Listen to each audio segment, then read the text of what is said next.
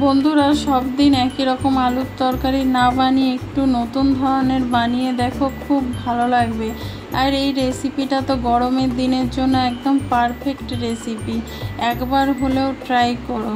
ভিডিওটা প্রথম থেকে লাস্ট পর্যন্ত দেখার অনুরোধ রইল। আমি সুস্মিতা রান্নাবান্নায় স্বাগত জানাচ্ছি। তাহলে চলো দেখে নেওয়া যাক আমি কি বানিয়েছি আর কিভাবে বানিয়েছি। ভিডিওটা ভালো লাগলে লাইক অবশ্যই করবে।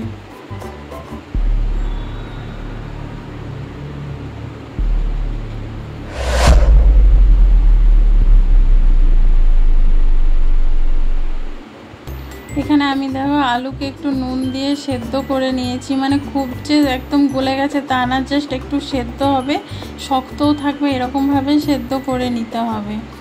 এবার এখানে আমি 1 কাপ দই নিয়েছি, চায়ের কাপের 1 কাপ দই নিয়েছি। তার মধ্যে দিয়ে দিচ্ছি স্বাদ মতো নুন। তারপরে দিয়ে দেবো আমি 1 চামচ হলুদ গুঁড়ো।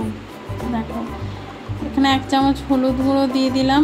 এবার এখানে দিয়ে দেবো আমি 1 চামচ কাশ্মীরি লঙ্কার গুঁড়ো।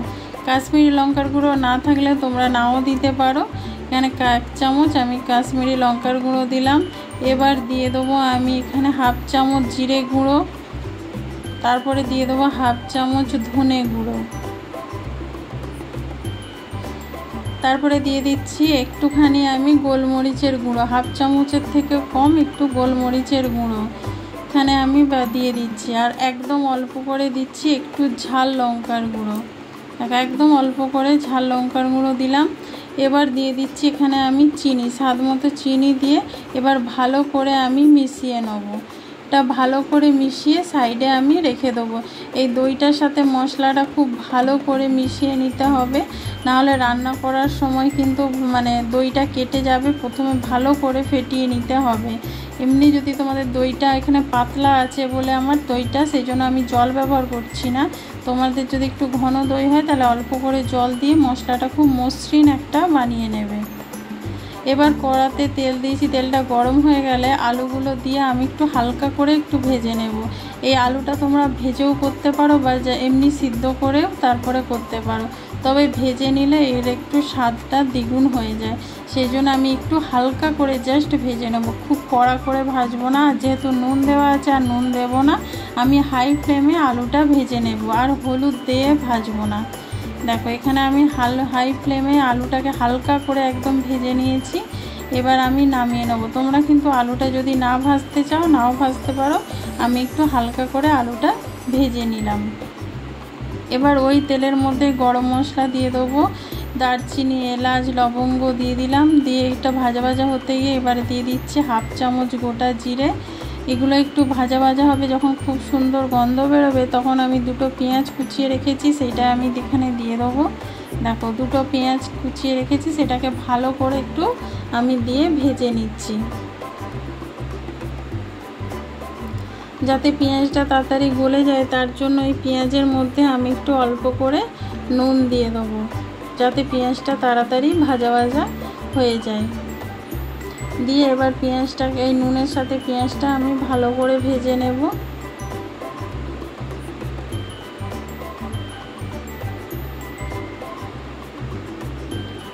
এখানে পেঁয়াজটা ভালো করে ভাজা হয়ে গেছে, দেখতেই পাচ্ছ। এবার দিয়ে দিচ্ছি আমি এখানে আদা রসুন বাটা।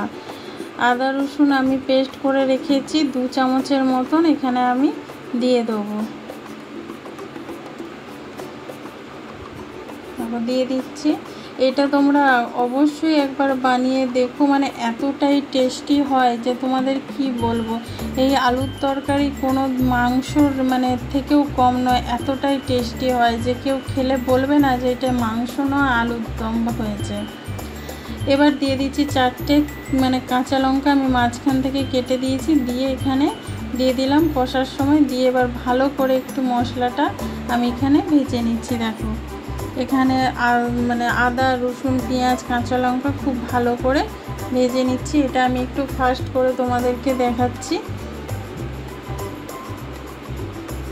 এবার এর মধ্যে দিয়ে দেবো দইয়ের ব্যাটারটা, যেই দইটা আমি মিশিয়ে রেখেছিলাম সেটা এখানে দিয়ে দিচ্ছি। আর বন্ধুরা, এই সময় আমি গ্যাসটা অফ করে দিয়েছি, কারণ এই সময় গ্যাসটা জ্বালিয়ে রাখলে দইটা কেটে যাওয়ার সম্ভাবনা থাকে, সেই ছানা ছানা মতো হয়ে যেতে পারে। সেই জন্য আমি গ্যাসটা বন্ধ করে এবার ভালো করে মিশিয়ে নিচ্ছি। সব মশলাটা ভালো করে মেশানো হয়ে গেলে তারপরে আমি গ্যাসটা জ্বেলে দেবো। এখানে মেশানো আমার হয়ে গেছে, এবার আমি গ্যাসটা জ্বেলে দিচ্ছি। গ্যাসটা জ্বেলে দিয়ে তারপরে দেখো এটা নাড়ছি। এবার যত নাড়া হচ্ছে তত কিন্তু দইটা পাতলা হয়ে যাচ্ছে আর মিশ্রণটা খুব ভালোভাবে মিশে যাচ্ছে। দেখো দেখতেই পাচ্ছ। এবার আমি চাপা দিয়ে এটা 2 মিনিটের মতন রেখে দেবো যাতে ভালোভাবে কুক হয়ে যায়। দেখো 2 মিনিট পর তোমাদেরকে ঢাকনা খুলে দেখাচ্ছি। দেখো কত সুন্দর মশলাটা কষানো হয়েছে, দেখেছো? রান্নাটা মানে গ্রেভিটা খুব সুন্দর হয়েছে, একদম তেল আলাদা হয়ে গেছে। এতে দেখতেই পেলে খুব বেশি তেল নেই, যে দইটা দিয়েছি দইতেই কিন্তু পুরো তেলটা ছেড়েছে। দেখো এবার ভালো করে একটু মশলাটা আমি এমনি কষিয়ে নেবো, আর ঢাকা দেবো না। ঢাকা দেওয়ার কারণে কিন্তু রান্নাটা আমার অলরেডি হয়েই গেছে, তবু আমি এখানে একটু মশলাটা একটু কষিয়ে নিচ্ছি। আর দেখো সাইড থেকে কিন্তু তেল একদম ছেড়ে দিয়েছে। একে আর বেশি কষানোর কিন্তু দরকার নেই। এই গ্রেভিটা এতটা টেস্টি হয় যে তোমাদেরকে কি বলবো। আর গন্ধটা তো তোমাদেরকে আমি মানে গন্ধটা নিতে পারছি না, এতটাই সুন্দর গন্ধ যে পুরো বাড়ি একদম গন্ধে মোমো করবে। এবার এর মধ্যে দিয়ে দিচ্ছি ভেজে রাখা আলুটা দিয়ে বেশ কিছুক্ষণ কষিয়ে নিতে হবে। 5 থেকে 6 মিনিট এটা চাপা দিয়ে আমি একটু কষিয়ে নেব। 5 থেকে 6 মিনিট চাপা দিয়ে কষালে কি হবে, আলুর মধ্যে মশলাটা খুব ভালো করে মানে ঢুকে যাবে আর আলুর স্বাদটা খুব সুন্দর হবে। ওই জন্যই জাস্ট একটুখানি ভাপিয়ে নিয়েছিলাম। ভাপানো আলুতে এরকমভাবে মশলা দিয়ে করলে না খুব তাড়াতাড়ি মশলাটা ঢুকে যায় আর আলুর স্বাদটাও একদম পাল্টে যায়। দেখো এরকমভাবে মিশিয়ে এবার চাপা দিয়ে 2 মিনিটের মতন রেখে দেবো। 5 থেকে 6 মিনিট আমি চাপা দিয়ে রান্নাটা করে নেব। দেখো 2 মিনিট পরে আবার আমি খুলে দিচ্ছি। দেখো এবার একটু আবার নেড়ে দেবো। দেখো সাইড থেকে তেল তো অলরেডি ছেড়েই দিয়েছে আর কত সুন্দর কষানো হচ্ছে দেখতেই পাচ্ছ। একদম এখনই যেন লোভ লেগে যাচ্ছে। দেখো এইভাবে কষিয়ে আবার আমি চাপা দিয়ে দেবো। বন্ধুরা এই রেসিপিটা এতটাই সুন্দর লাগে যে তোমরা ভাত, রুটি, পোলাও, নান যে কোনো জিনিসের সাথে কিন্তু খেতে পারো। এটা এতটাই সুন্দর হয়। দেখো আবার খুলে তোমাদের দেখাচ্ছি। দেখো একদম তেল ছেড়ে দিয়েছে, পারফেক্ট হয়ে গেছে একদম কষানো। আর আমি বেশি কষাবো না, এবার একটু নেড়ে জল দিয়ে দেবো। দেখো কতটা লোভনীয় হয়েছে তোমরা দেখতেই পাচ্ছ। এইভাবে সময় ধরে যদি এই আলুর তরকারিটা বানাও, সব দিন তো আমরা একটু আলুর দম অন্যরকমভাবে বানিয়ে থাকি, একদম মানে একবার এইরকমভাবে বানিয়ে দেখো, আশা করি তোমাদের ভালো লাগবে খুব। আর যদি ভালো লাগে থাকে প্লিজ কমেন্ট করে কিন্তু অবশ্যই জানাবে। এবার এখানে আমি 1 গ্লাস জল দিয়ে দিলাম, ছোটো গ্লাসের 1 গ্লাস জল দিয়েছি। এর দিয়ে আঁচটা আমি হাই ফ্লেম থেকে একটু মিডিয়ামে করে এবার ফুটিয়ে নেব। 5 মিনিটের মতন আমি এখানে ফুটিয়ে নেব। তারপর আলুটা প্রায় সেদ্ধ হয়ে গেছে, একটু বাকি আছে। 5 মিনিটের মতন আমি এখানে চাপা দিয়ে রান্নাটা করে নেব। আর গ্রেভিটা তোমরা যতটা রাখতে চাও সেই পরিমাণ কিন্তু জলটা দেবে। এবার এখানে আমি আরও কিছু জিনিস দিয়ে দেবো। দিয়ে দিচ্ছি কসুরি মেথি, তারপরে দিয়ে দেবো একটু গরম মশলা। এটা হোমমেড গরম মশলা গুঁড়ো আর কি।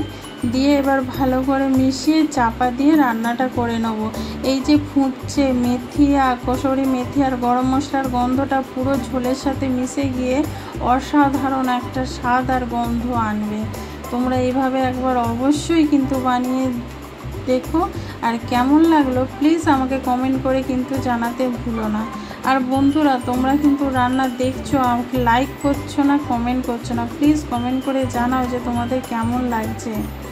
দেখো 5 মিনিট পর আমি খুলে তোমাদেরকে দেখাচ্ছি কালারটা কত সুন্দর হয়েছে, তোমরা দেখতেই পাচ্ছ। আলুগুলো একদম সেদ্ধ হয়ে গেছে আর আমার যতটা গ্রেভি দরকার ছিল ততটা গ্রেভি আমার হয়ে গেছে। এটা ঠান্ডা হলে না আরও একটু ঘন হয়ে যাবে। দেখো আলুগুলো একদম গলে গেছে দেখতেই পাচ্ছ। সেই জন্যই মানে আর আমি ঝোলটা ফোটাবো না, এবার আমি নামিয়ে নেব। এটাকে গ্যাসটা বন্ধ করে চাপা দিয়ে আবার আমি 5 মিনিটের মতো মানে স্ট্যান্ডে রেখে দেবো, যাতে এটা ঠান্ডা হলে খুব সুন্দর একটা কালার আসে বা গন্ধটা থাকে এর মধ্যে। দেখো তোমাদেরকে দেখিয়ে দিচ্ছি কত সুন্দর কালার এসেছে। এবার তোমরা কিন্তু গরম গরম রুটি পোলাও যে কোনো জিনিসের সাথে সার্ভ করতে পারো। এইটা কিন্তু ভাত দিয়েও তোমরা খেতে পারো। এইটার সঙ্গে যদি একটা ডিমের অমলেট বানিয়ে নিতে পারো তাহলে ভাতে আর কিচ্ছু লাগবে না, তোমাদেরকে কথা দিচ্ছি। এই ভিডিওটা যদি ভালো লেগে থাকে লাইক কমেন্ট শেয়ার করো। নতুন বন্ধু যারা দেখছো তারা চ্যানেলটা সাবস্ক্রাইব করে বেল আইকনটা ক্লিক করে দিও। যারা ফেসবুক থেকে দেখছো তারা পেজটা ফলো করে দিও। ভালো থেকো, সুস্থ থেকো, আবার দেখা হবে নতুন কোনো ভিডিওতে।